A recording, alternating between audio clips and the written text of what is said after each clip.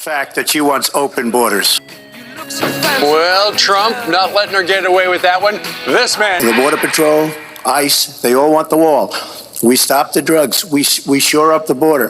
One of my first acts will be to get all of the drug lords, all of the bad ones. We have some bad people in this country that have to go out.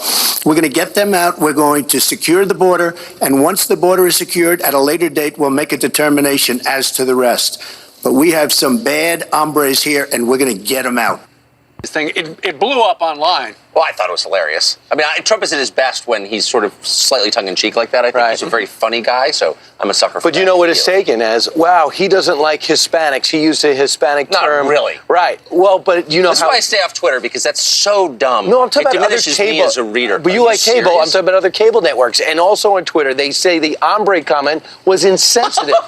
No way! Right. I thought I was incapable of being shocked by the lunacy of political correctness, but you have shocked me this early morning. Well, thank you very much. Because it's too dumb. Special thanks to America for the assist. All right, remember in the last debate, Tucker, when she pivots the Abe Lincoln? Oh, I was talking about Abe Lincoln. Yes. What I say in public is different than what I say in private. Well, then the WikiLeaks come out last week, and some of them reveal that she's doing that again. So when asked about it, she was for open borders in one of the emails. And for free trade. So when asked about that, saying that's totally different than what you're campaigning about, she pivots to Russia. Watch this, and we'll get your reaction.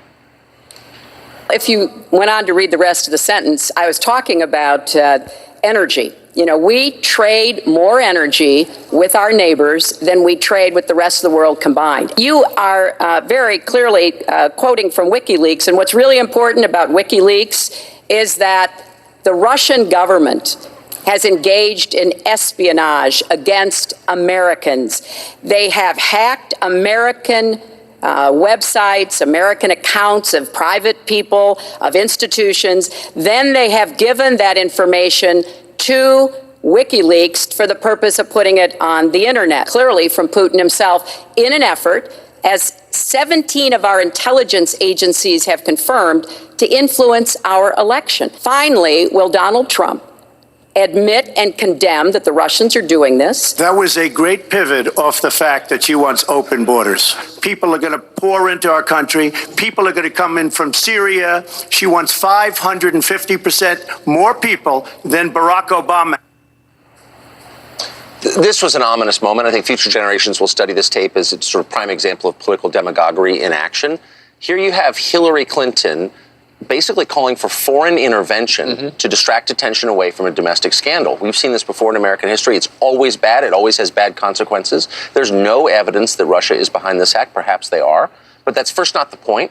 And second, Russia is a major country with nuclear arms that is engaged throughout the world. And for us to totally change our relationship with Russia just to help Hillary Clinton win the presidential race is the definition of reckless. And by the way, as the father of a 19-year-old son, I'm thinking, whoa, where are we going with this? Well, we declared cyber war on Russia last week. The Obama administration did, again, to help Hillary Clinton get elected president. If that's not the definition of reckless behavior, I don't know what is. But Tucker, I want to follow up with what Marco Rubio said yesterday. And you know, he said, attention Republicans, if you ask me, I will not refer to anything that we get from WikiLeaks, because right now they've turned on the Democrats. They're going to turn on Republicans. I don't want to support any hacking. Well, there are two different points to make here. The second half of that is absolutely true. And all of us should be concerned about the evaporation of privacy.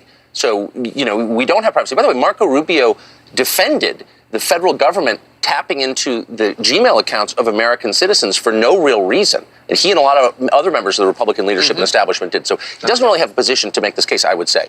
But the first part of it is absurd. As a journalist and as an American, my first question is it true? Are you telling me something true or not? And no one has disputed really the accuracy of these documents. Well, although Donna Brazile yesterday said that they've been doctored. But in such a half-hearted, ludicrous way that you can't sort of, you know, it doesn't really mean anything. But again, this election is going to end in 2.5 weeks. Russia will still be a major global player engaged, for example, in Syria and also in Europe.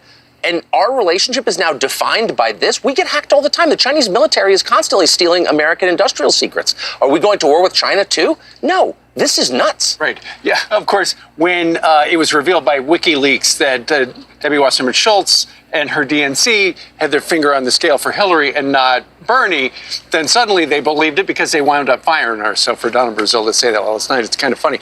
Here is Donald Trump bringing up yesterday when Tucker was with us, we talked a little bit about how James O'Keefe, you know, you've been watching his Renegade videos for a very long time where he